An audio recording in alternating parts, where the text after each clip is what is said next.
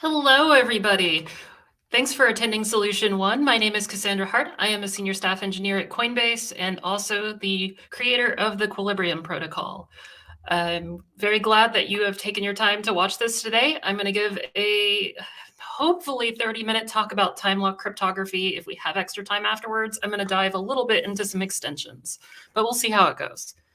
All right, so to start things off, word of caution.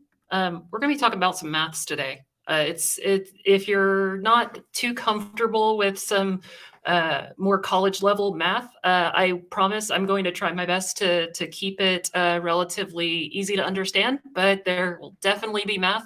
And if I do get into the extensions, there will be a lot of math. So Timelock cryptography. Before I dive into what it is, we're going to talk about why I'm even going to talk about it. So to start things off, earlier this year, I was hospitalized and I needed to give people I cared about access to things. That could be passwords, that could be, like seed phrases to my crypto wallets, that could be, instructions on how to dismantle some deadman switches in the event that my untimely demise was malicious and I needed to, cause some chaos, whatever it was. I wanted to be sure that only they could access it if I were dead.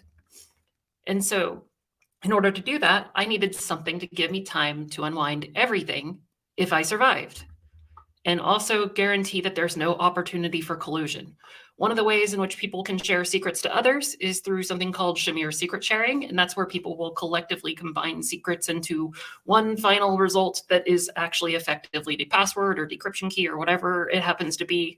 But people could do that at any time. So I needed something that would guarantee that they had to spend a certain amount of time so that they could generate the secret, and that would give me time if I came to, that I could unwind everything so that they can't collude. Enter Timelock cryptography. Very simple premise. We start with RSA construction. So two large primes, P and Q. We take their product, just call it N. And then we calculate the Carmichael function, which I'll make it easier for y'all. The Carmichael function, in the case of two primes, is also Euler's-Toshin function, or also just taking P minus 1 times Q minus 1. This works out that way because both values are prime. But for those who don't know what Carmichael's function is, it's literally the smallest m such that a to the power of m is congruent to 1 mod n for every a that is coprime to n.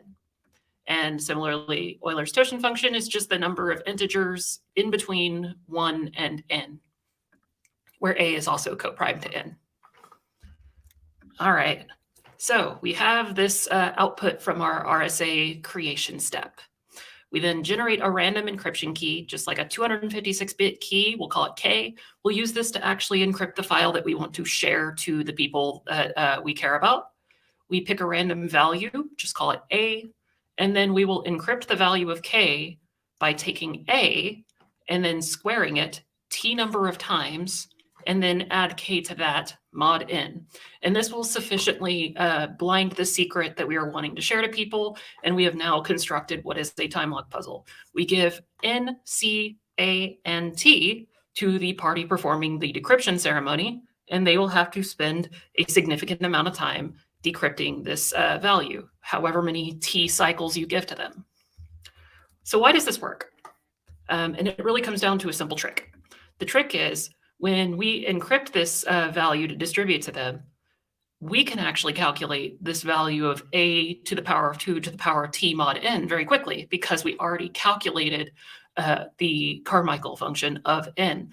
And because we have that value, the exponentiation, that is modular exponentiation, can actually occur both in the 2 to the power of t by taking it as mod that result, and then take a to the power of that mod n. And so that can actually be done very quickly. So we end up with this E value that we calculate, and then we take a to the power of E mod n, and then it's done. But the trick is, knowing P and Q means you do know the Carmichael function value, making decrypting C very, very fast. But if you don't have this, got to do it the slow way. And that's just square in A a whole bunch of times. So let's see if it works. All right, so I've got here a basic solution file.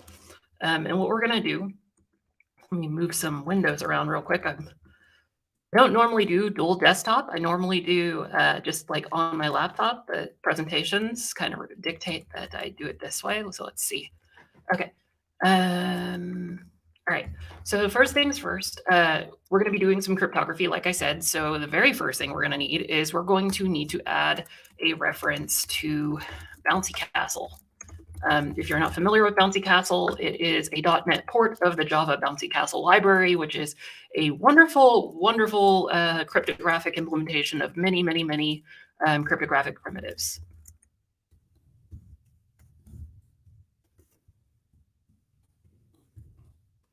And I believe the latest version is, if not this, it's pretty darn close. So we'll just go with it. Yep, there it is. Okay, we'll go ahead and restore. And now we should have ourselves a wonderful time being able to access the Bouncy Castle primitives. So to start things off, we got our basic main function, and I'm going to just like give ourselves the like lamest, simplest way to detect arguments and parse them. I'm not going to bother with doing anything particularly complex because it's not too important. And we'll have basically two function calls. We'll have encrypt and we'll have decrypt. And so for the encrypt, we're going to take in two input parameters. The first input parameter, like I mentioned before, that A value that we're going to be squaring multiple times, we need to receive the A value.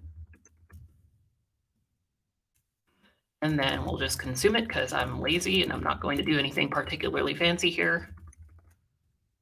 And we'll just go ahead and throw an argument exception if you don't have that yet.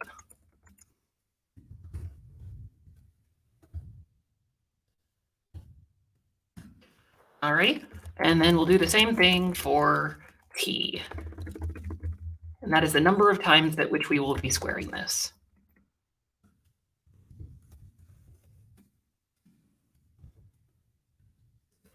I'm sure there's all sorts of wonderful coding standard practices that a lot of people would love to employ. I am going to probably break some of those standards. I'm already breaking my own. Personally, I am a like 80 column line length limit person, but well, I'm gonna break it for this. All right, so go ahead and create a function that will be called encrypt file. We'll take argument 1, we'll take argument 2, and I'll tell you what those are in just a second. And then that'll be it. And then we'll go ahead and break. Very similarly, we'll do the same thing for decrypt.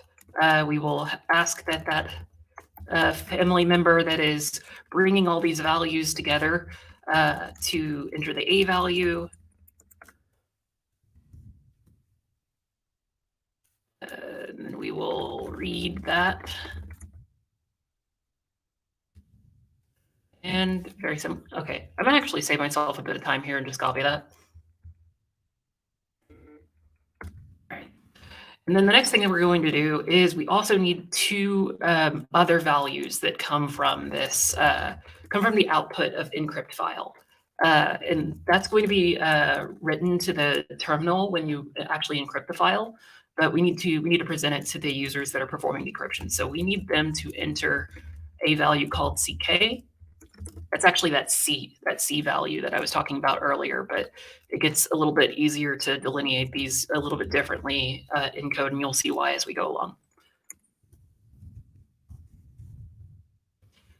And once again,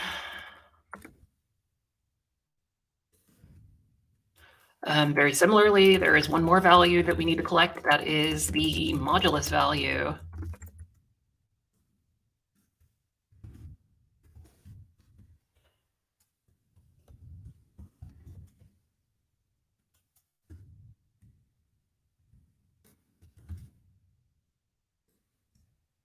Okay, and then we can pass all this wonderful, all this wonderful stuff into argument list. I will call that there. Okay, one quick thing. There we go. All right, so the next steps. I obviously took in 2 arguments, and that doesn't tell you a whole lot about what those actually correspond to. And I didn't actually really do any validation either. But that's kind of like counter to what I'm going to be presenting today. So if you feel like that's really important to you, then I'll leave that as an exercise to the viewer to go ahead and implement that validation. In the meantime, we're going to encrypt some files. So the first argument was actually the input file name or input file path, and then the second will be the output file. Very similarly, that string value that we consume at the beginning, that A value, we'll actually call this the pre-A because it's not really that A value just yet, and I'll show you why. And then similarly, we have this T value, and that is the grand total of things that go into this. So let's go ahead and define this. So we're going to go ahead and use Bouncy Castle's RSA key pair generator. And the reason I'm doing that is because it already has a fantastic implementation of searching for large primes. There's many techniques out there for both evaluating and searching for primes. I'm not going to dive into all of that for the sake of this presentation. And it looks like Visual Studio Code is not picking up on that reference just yet.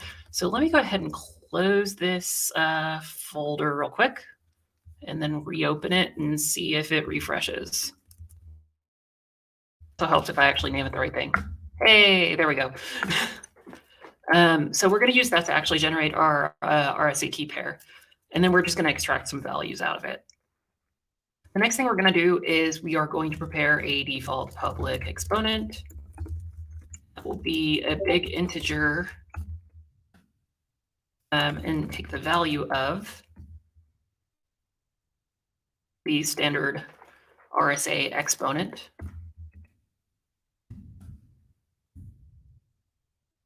And then finally, we need oh, that's funky. Did I not import the right big integer? I probably didn't. Oh yeah, I pulled in system numerics. Okay, let's try that again.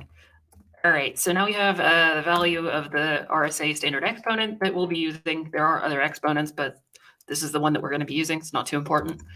We'll create a secure source of randomness. And then we will take in some parameters for key, oops, gotta use it that way, for key generation.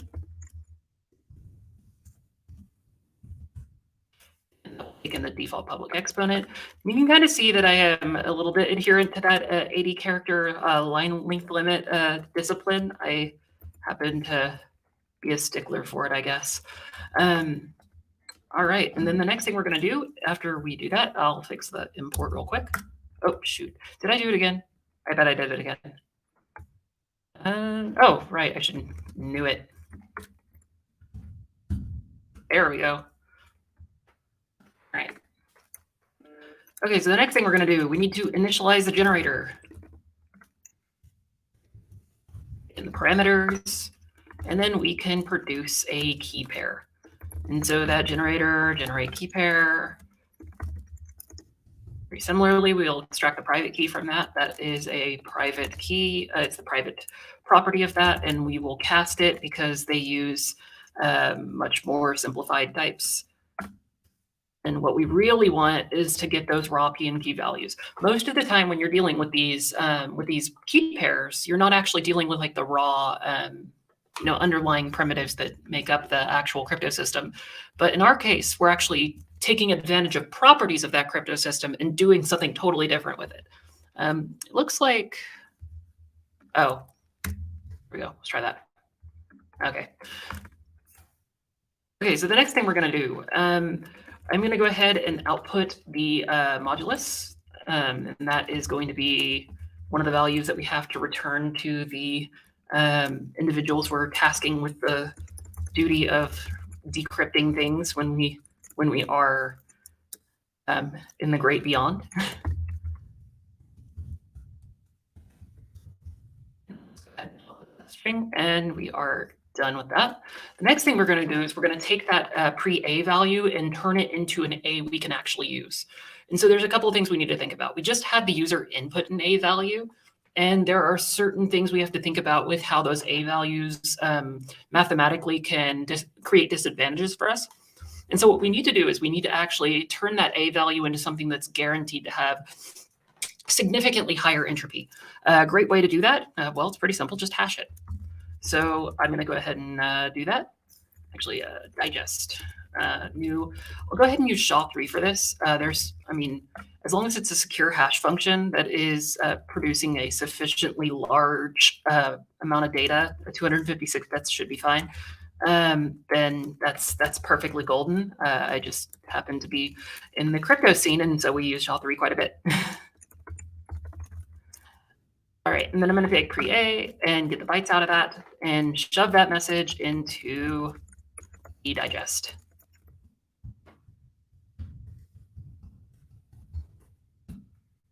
All right, and now the next thing we need to do is we need to ensure that this value is constantly being read as a positive integer.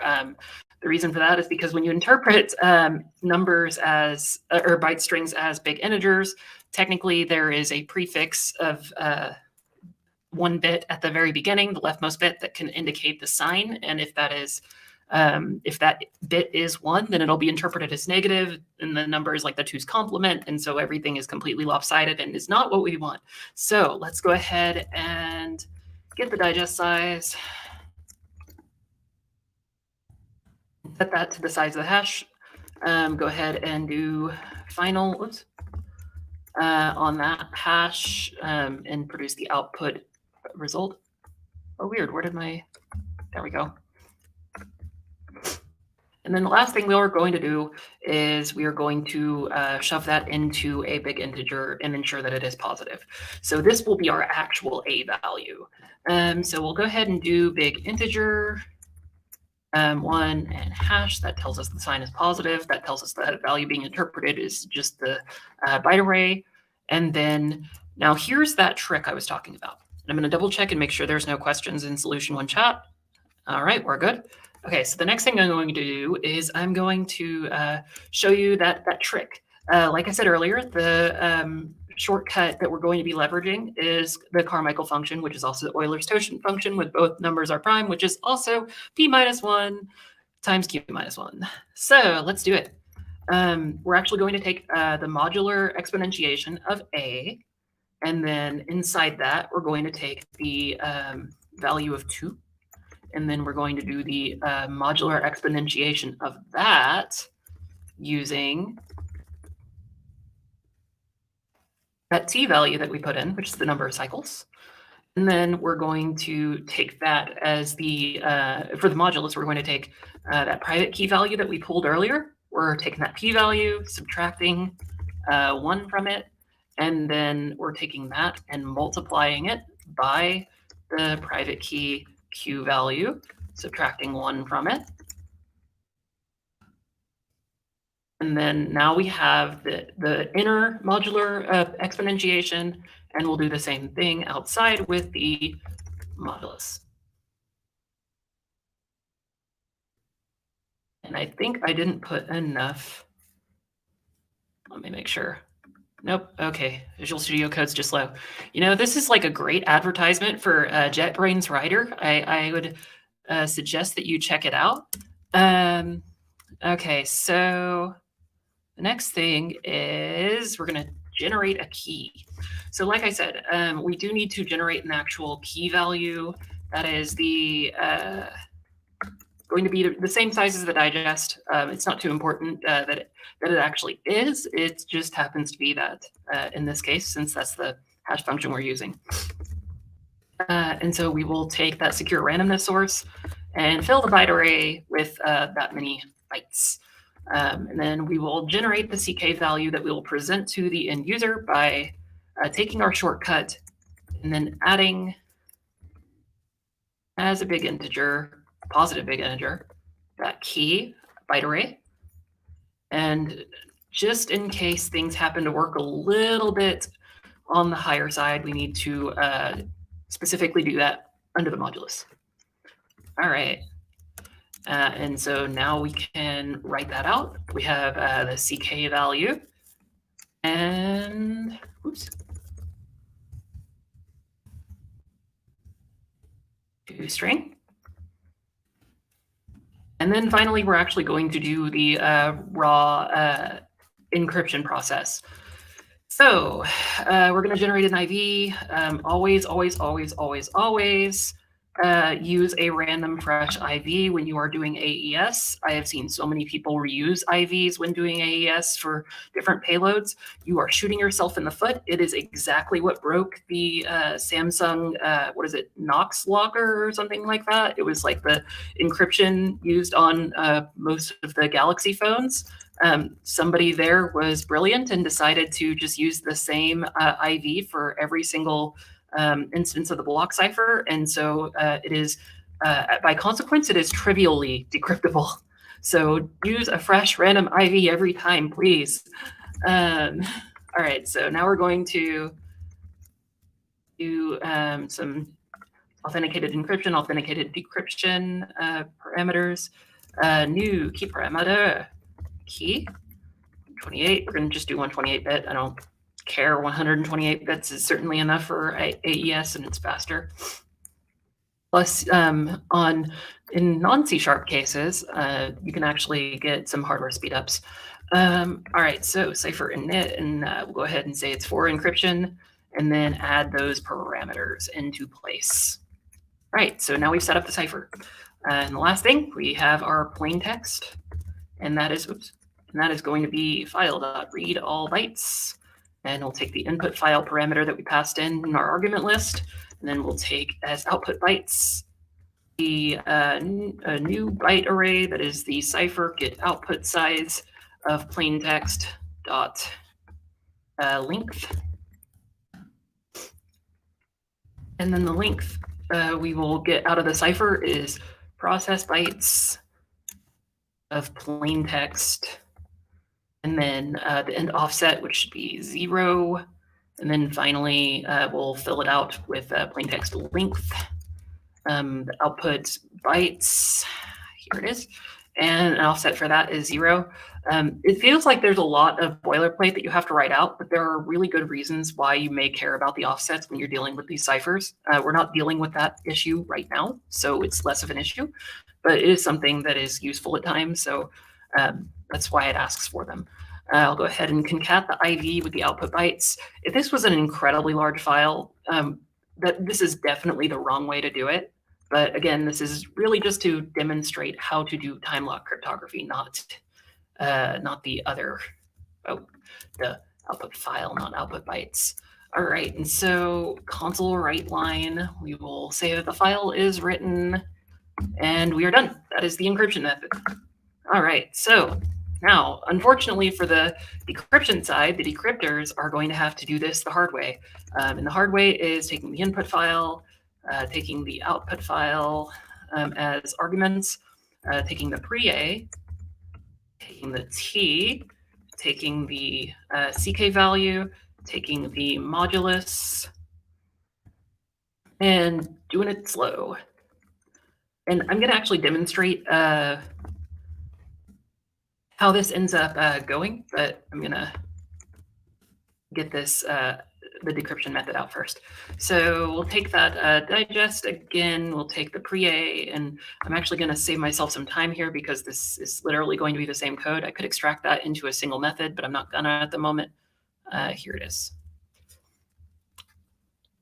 And we'll go all the way down to this A, and we'll copy that. Just save ourselves some time. Okay, so now we have all of that, and then we need to do unfortunately, the slow method. And the slow method, like I said before, is going to be taking basically the number of T instances of squaring, and we'll have to manually square it as a modular exponentiation of a to, well, whatever that value is, to the power 2 over and over and over again. When that happens to be sufficiently small, there are shortcuts, there are optimizations.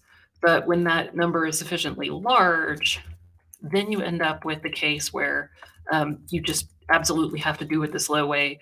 There is nothing you can do about it. There are some caveats, and I'll get into those as I run through this. But basically the idea, like I said, we're just going to square it over and over and over again.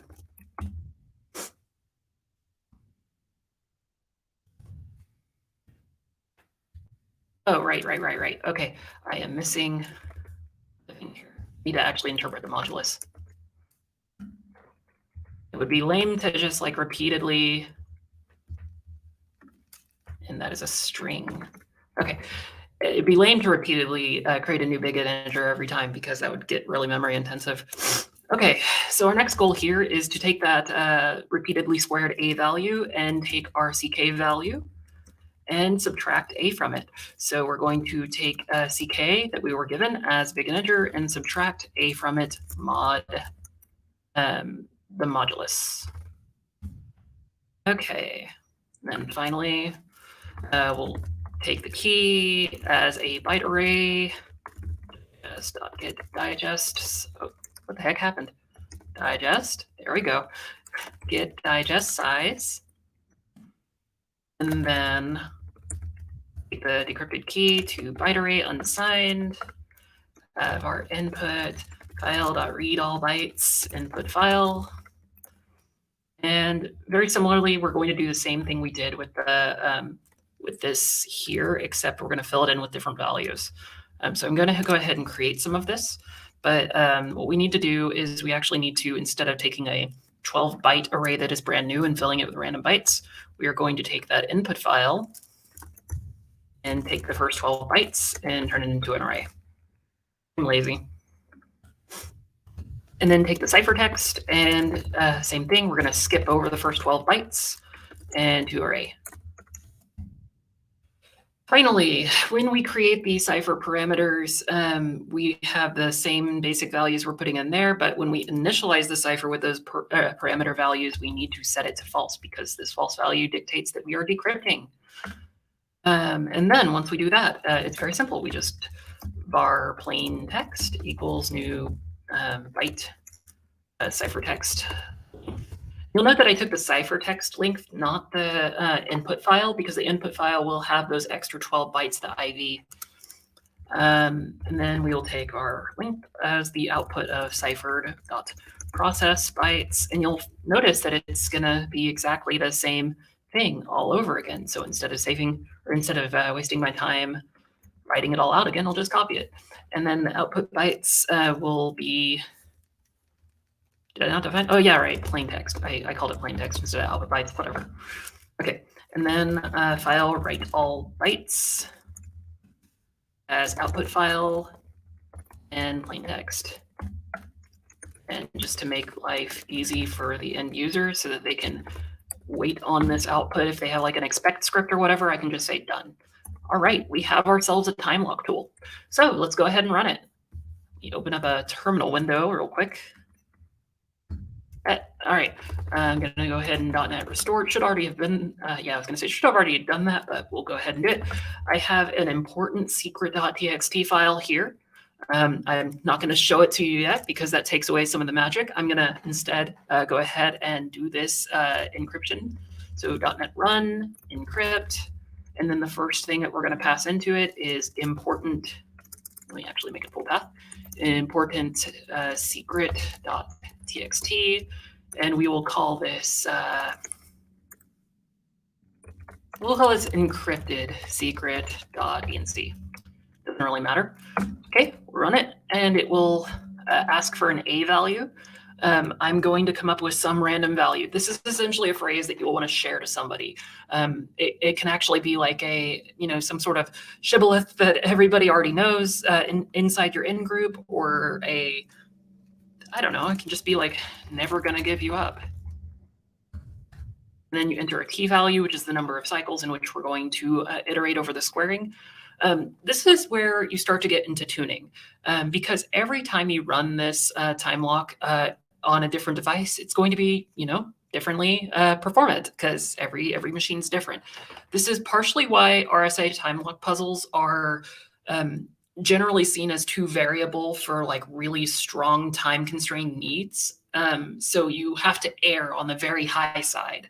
So hopefully whatever it is that you're protecting and handing off to somebody is something that can withstand not being, revealed to them by several days or weeks or months, because otherwise you do risk that it'll be decrypted really fast. And, if you're trying to do this to preserve something and be able to address it, if you come to, then you obviously would want this to be a much longer duration. However, I don't want to waste everybody's time by running it for a very long time, so I'll just do 1,000. And so now it's generating a 4096-bit RSA key. That is actually the longest part of this process on the encryption side. So let me go ahead and swing the mouse around, collect a whole bunch of entropy, and hopefully that'll move this along a little bit faster. And while I'm at it, I'm going to go ahead and see if there's any questions.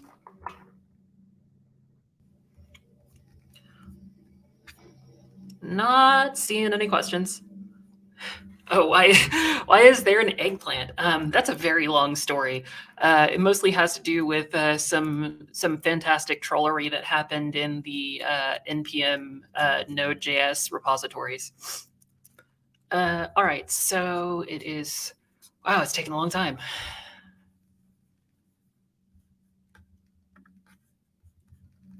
Let me see if I goofed somewhere. Did I goof somewhere? I don't think I goofed somewhere.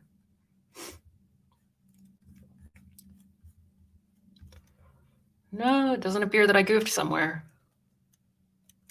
It's just really, really slow.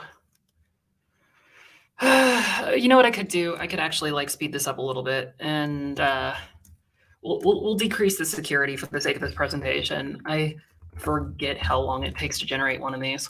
Let's try it again. This time with a 2048-bit key. Never gonna give you up. We'll do it for 1,000 T cycles. And theoretically, this will be a lot faster. Yep, there we go. Okay, so now we have a modulus, and we have that CK value. And what we'll do is we'll now run the other side of this. .NET run decrypt encrypted secret.enc. And just to prove there's nothing up my sleeve, I'll leave that important secret.txt file in place, and we will choose a different name, decrypted secret.txt. All right, now it's going to ask for the A value, and I'm going to ensure that I did this correctly and copy paste. We will set the T value to 1,000. We'll set the CK value here, and we'll set the modulus value here. And that's interesting. I think I may have miscopied something. Let me make sure that I actually copied it right. Type that out manually. CK value.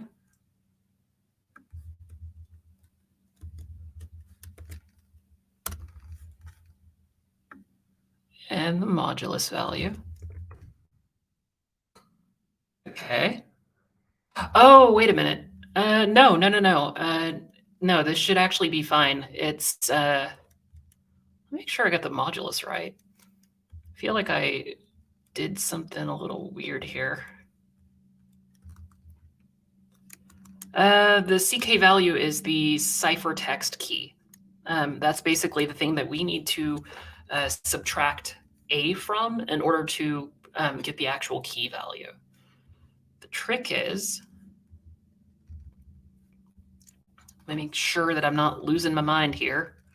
The trick is that it should just be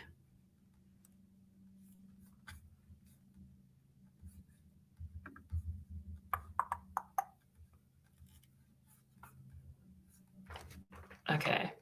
See our key, we take the decrypted key as a CK subtract A. Make sure that that's right. Subtract A, mod the modulus. Now let me make sure that the constraints around the number of times I do T is correct. That appears to be correct. And then modular exponentiation, big integer 2 mod, that all lines up. And then we'll go ahead and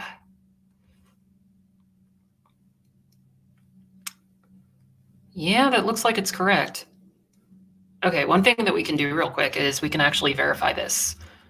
We can, instead of just writing the output key, we can actually go ahead and write A. We wouldn't want to do this, but like for the sake of debugging, it would demonstrate really quickly whether or not we got it right.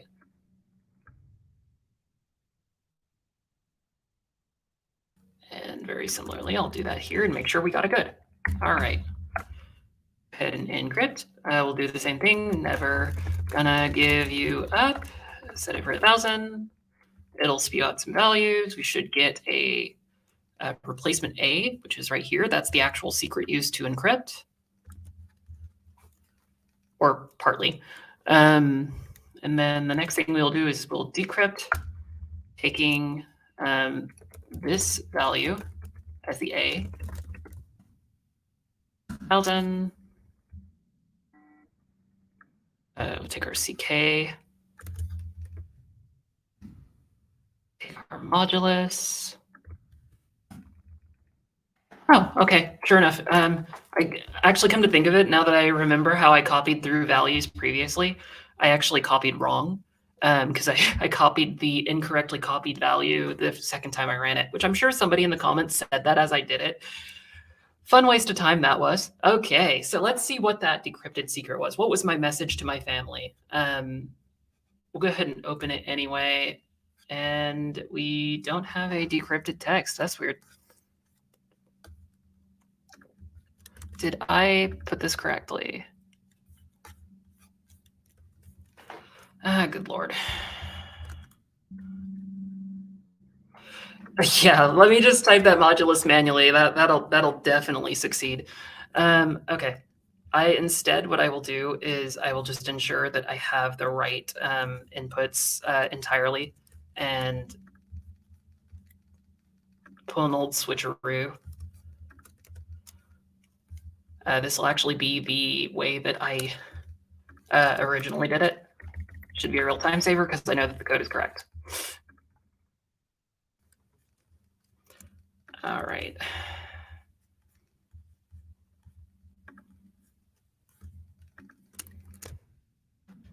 And there should be a, yep, we will not disclose. Awesome. Okay, we'll give that a run. And let me make sure that I don't have like like some weird file appending thing going on. So let me remove the decrypted secret as well, just in case that played some kind of part. And for the A value, again, never gonna give you up.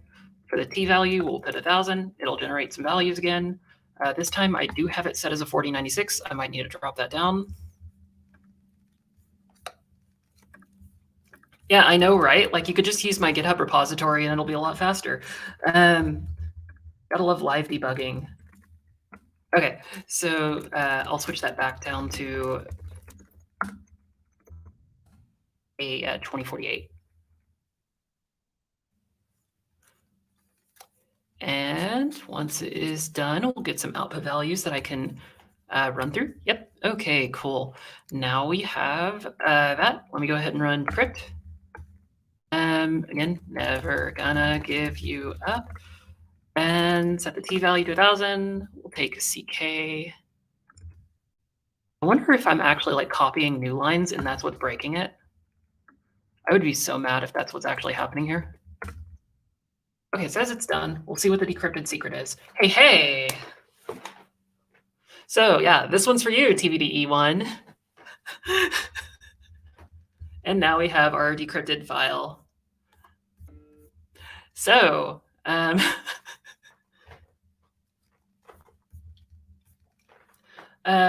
just to, again, show nothing up my sleeve, important secret is here. It is the same thing as decrypted secret plus the, typical AES padding at the end. All right. So we do have a couple more minutes. I'm going to go ahead and just talk about the natural extensions of this. So to do that, let's go through some variations. What if we could take the repeated swearing of time locks? but make the problem one that nobody has an advantage for. In other words, I had to do a trusted setup. I had to generate an RSA key pair. But what if I didn't have to do that trusted setup? You'd end up with basically three functions. You'd have setup, which establishes some parameters, prove, which is where the user would prove that they have spent this amount of time, and then finally verify, which takes that proof and verifies the correctness. More succinctly, Dan Bonet and a few others had created this paper talking about verifiable delay functions back in 2018. And what this paper talked about was very formally defining exactly what that looks like. And it ultimately ends up with a setup phase that's got a security parameter that determines the statistical security of that particular function, along with a delay parameter, which is essentially the same thing as the T of our time lock. And then it creates some output parameters that you will give out to the public.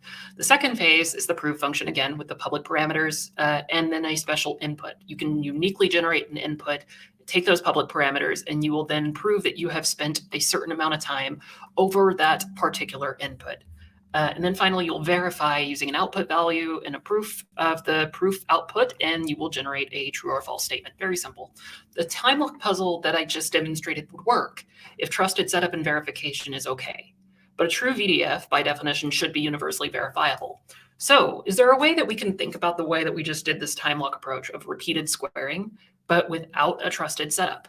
And the answer is yes, there is a way to do it, and it requires a different crypto system. It is called imaginary quadratic cryptography.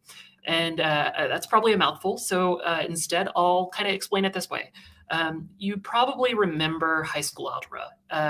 Some of you might actually have had it for literally just yesterday. So if that was the case, this will be very, very familiar. But if not, there's probably one thing that stuck with you, which is this funky formula you had to cram, the quadratic formula, x equals negative b plus or minus radical b squared minus 4ac all over 2a. The quadratic formula is used to solve quadratic equations in the form of ax squared plus bx plus c equals 0. It has a related part in abstract algebra called quadratic integers, which are complex numbers that are produced via this function. Looks almost the same, except you'll note that a is missing. And what it's solving is an equation in the form of x squared plus bx plus c equals 0.